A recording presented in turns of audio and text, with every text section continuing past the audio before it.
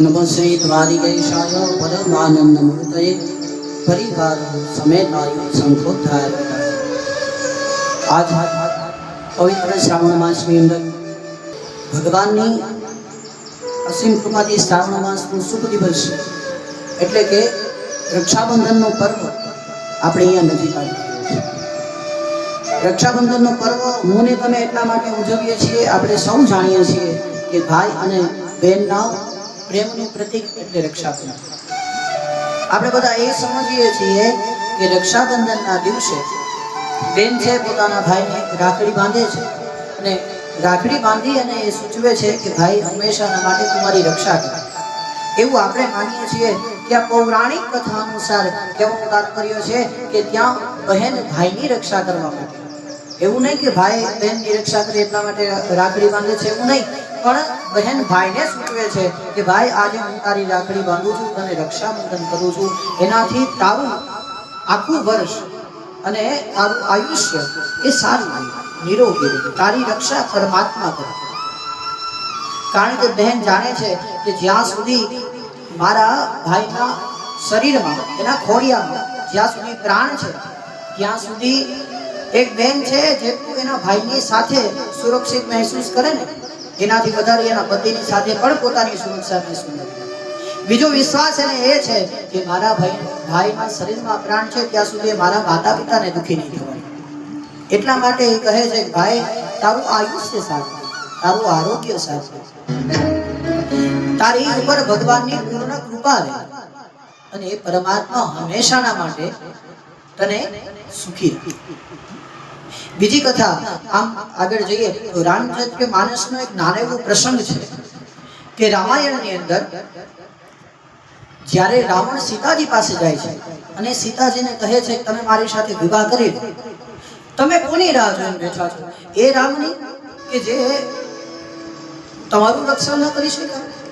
એ વનવાસી છે, એ તો વાનર સાથે રહેવા વાળો છે, સાધુ જેવો જીવન જીવે છે, જેણે તમને અયોધ્યામાં રાખીને સારી ખુશીઓ પ્રાપ્ત ન કરાવી શકા એવા રામની તું રાહ જોઈ છે?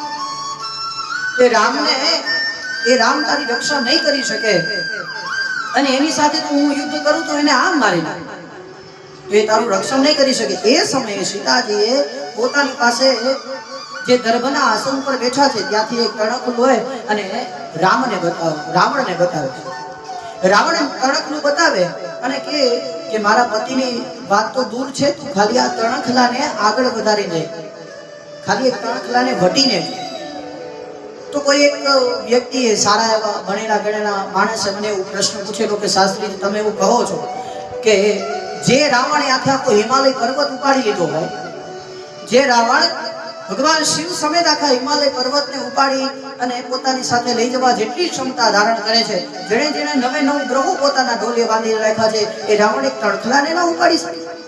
તમે શું ભોંગા પંડિત જેવી વાત કરો છો? ત્યારે મેં નાનો એવો જવાબ આપ્યો કે આપણા સંસ્કૃત ભાષાની અંદર ભૂમિજા સીતાજી છે એ ભૂમિના દીકરી છે એટલે આપણે એને ભૂમિજા કહીએ, ધરતીમાંથી ઉત્પન્ન થયેલા ભૂમિજા, અને તણખલું એને પણ સંસ્કૃત કહેવાય ભૂમિજ। ભૂમિજ એટલે જમીનમાંથી ઉત્પન્ન થયેલો અને ભૂમિજા એટલે ઉત્પન્ન થયેલી। હવે સીતાજી છે ભૂમિમાંથી ઉત્પન્ન થયેલા છે એટલે ધરતીની પુત્રી છે, સાથે તણખલું પણ જમીનમાંથી ઉત્પન્ન થયું છે માટે એ ધરતીનો પુત્ર છે। હવે આ સંબંધે બંને ભાઈ બહેન છે।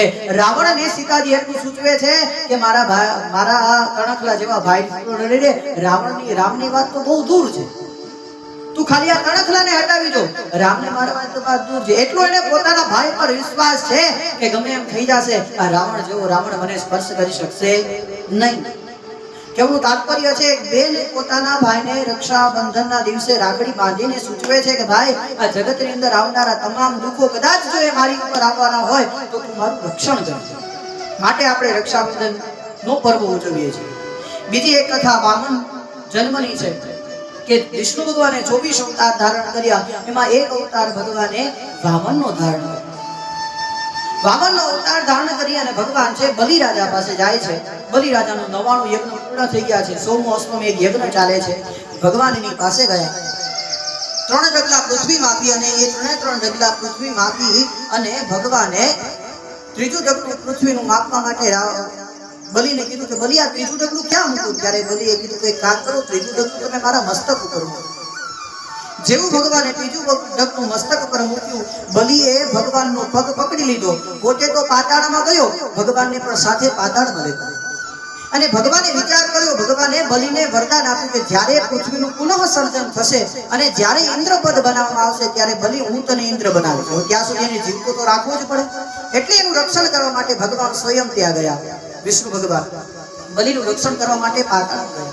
આ તરફ લક્ષ્મીજી વિચાર કરે છે કે મારા પતિ હજી ન આવ્યા, એવા તો કેવા ભક્તની રક્ષા કરવા માટે ગયા છે, હજી નથી આવ્યા. અને એ સમયે નારદે આવી અને લક્ષ્મીજીને કીધું કે ભગવાન તો પાતાળમાં બલિની રક્ષા કરે છે. અને એ સમયે લક્ષ્મીજી છે આજે પાતાળમાં ગયા. બલિને જઈને બે હાથ જોડીને વંદન કરીને કીધું કે ભાઈ હું તને આજે રાખડી બાંધવા માટે આવ્યો છું, રક્ષાસૂત્ર બાંધવા માટે આવી છું. હે લક્ષ્મીજીએ બલિને રક્ષાસૂત્ર બાંધ્યું. બલિને જેવું રક્ષાસૂત્ર બાંધ્યું એટલે તરત જ બલિએ કીધું કે માગો બેન, આજથી તમે મારા બેન છો, શું જોઈએ છે?